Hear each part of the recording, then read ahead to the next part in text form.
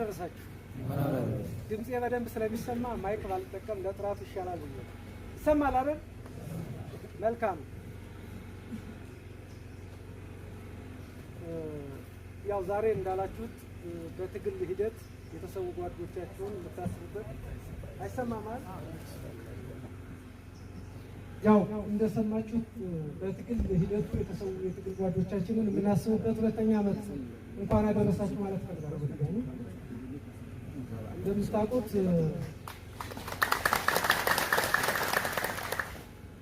እስካሁን በትግል ሂደት የተሰዉ ወንድሞቻችን በደምና በአጥንታቸው የአማራን ሕዝብ ትግል አንድ እርምጃ ወደፊት ሊወስድ የሚችል ተቋም ሰርተውልን አልፈዋል። አማራ መሪ ድርጅት በማጣቱ ለዘመናት በጣም ብዙ ዋጋዎችን ሲከፍል ኖሯል። በዚህ 2 ዓመት የትግል ሂደት ግን አማራን በአማራነቱ አደራጅቶ የሚያታግል ጠንካራ ድርጅት የሚወለድ ሆኗል ማለት ነው። ይህንን ቀን ለማምጣት ግን እንደምታዩት ውድ ዋጋ ከፍለናል። ወንድሞቻችንን በዚህ የትግል ሂደት አጠናል።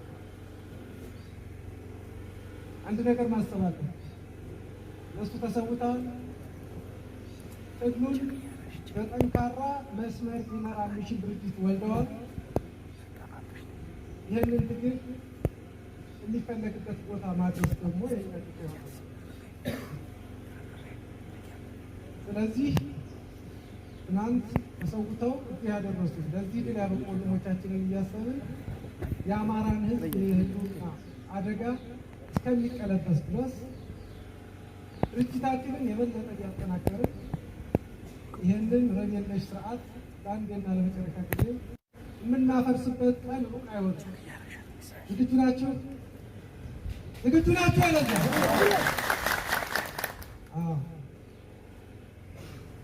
ውድ ዋጋ ከፍለናል። የማይቀረውን ውድ ዋጋ ወደፊት እንከፍላለን። ሕይወት አስከፍሎናል። ይህ ትግል ነገ ማን እንደሚከፍለው ባናውቅም ዕዳ እንደምንከፍለው ጣው እስከሚደርሰን እንታገላለን። በመስዋዕትነታችን ግን የአማራን ሕዝብ የውርደትና የቁልቁለት ጉዞ እንገታዋለን፣ እናቆመዋለን። የአማራ ሕዝብ ለአንዴና ለመጨረሻ ጊዜ ከገባበት አዘቅት ውስጥ ጎትተን ይዘን እናወጣዋለን። ለዚያ ደግሞ እንደምታዩት ትግሉ ከዕለት ዕለት እየጎመራ ሄዷል። ኃይል እየሰበሰበ ሄዷል። ትናንትና እንደምታውቁት ከሰም ክፍለ ጦርን ስንመሰርት በጥቶች ነበር።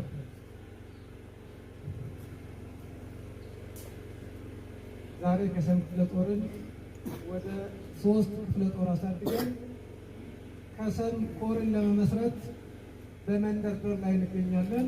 ምናልባትም ከሀና ከ30 ቀን በማይበልጥ ጊዜ ውስጥ ይህንን ተቋሙን እናደርገዋለን። እናንተ ተቋሞቻችን ከዕለት ዕለት እየገዘፉ ይሄዳሉ፣ እናገዝፋቸዋለን። ከጠላት በላይ ገዝፈን የጠላትን አከርካሪ የሚሰብር ኃይል እናደራጃለን። በተደጋጋሚ እንደምትሰሙት አማራ ራሱ አማራ ለራሱ እና ከላይ ያለው ፈጣሪ ብቻ ነው፣ ሌላ ምንም የለም።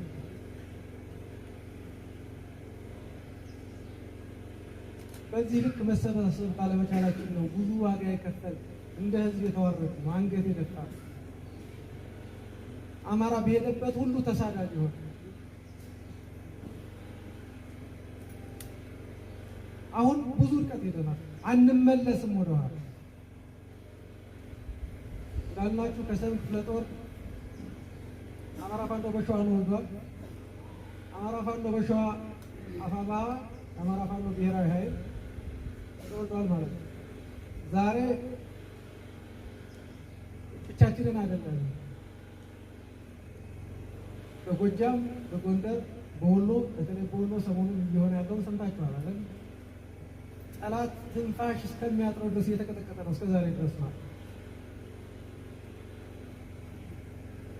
ትንፋሽ ሳይሰበስብ እኛም ቀስሙን መስበር አለብን ማለት እየተመታ ነው በየሄደበት። ለምንድን ነው ትግላችን በዚህ ልክ ጥንካሬ እያገኘ የመጣው ካላችሁ ሌላው በብሔርተኝነት ታግሎ ተደራጅቶ ሲታገል እኛ ስንሽኮረመም እንደ አማራ መደራጀት አቅቶን ነበረ። ዛሬ ያንን ማድረግ ችለናል። እንኳን ደስ አላችሁ።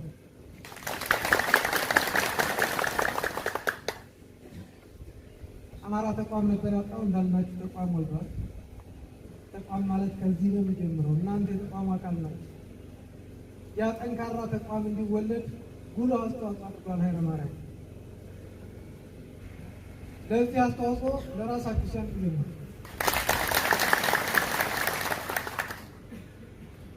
አዎ ምንም ቢሆን ምንም ደካማ ቢሆን የገጠመው ጠላት መንግስት ነው።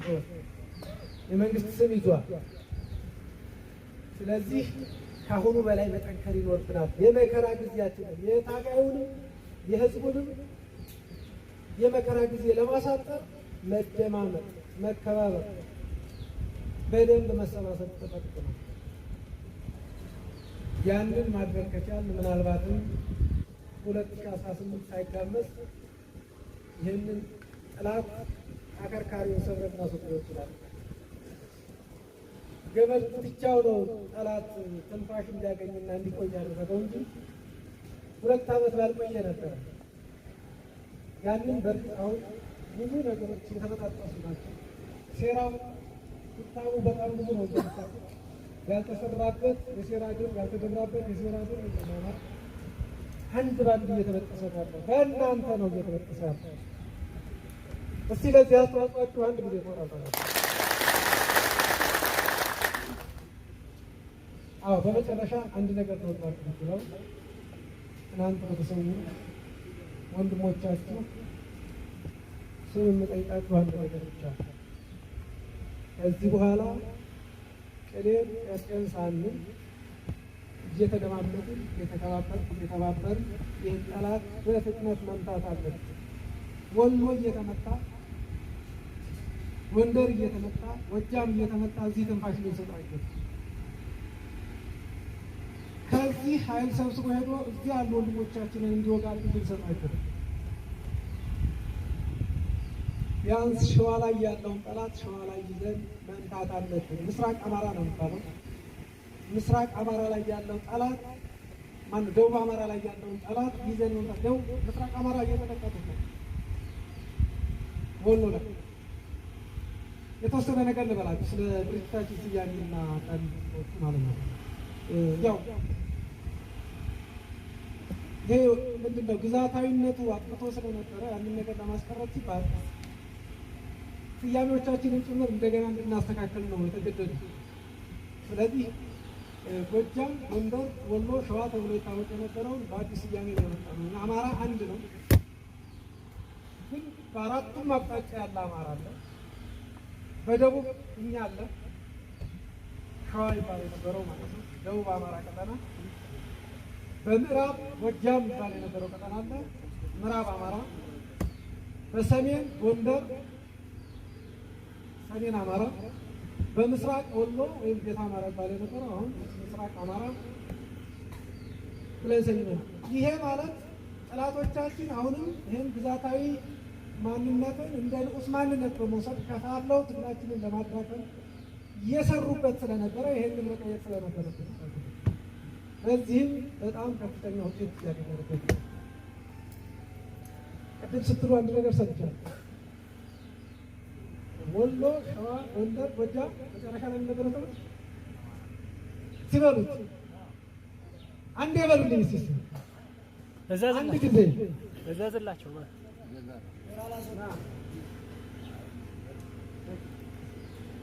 ታያቸዋል።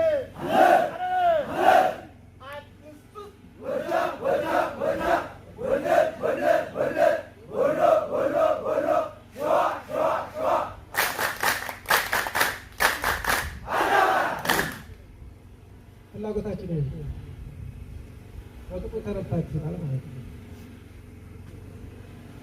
በጥቁ ተረድታችኋል። ይሄ ነው ፍላጎታችን። አማራ አንድ የሆነ ቀን የሚያቆመው ምድራዊ ኃይል አይነት ያ ደግሞ እንዲሆን ጠንክረን እንሰራለን። ክብር ለተሰዉት።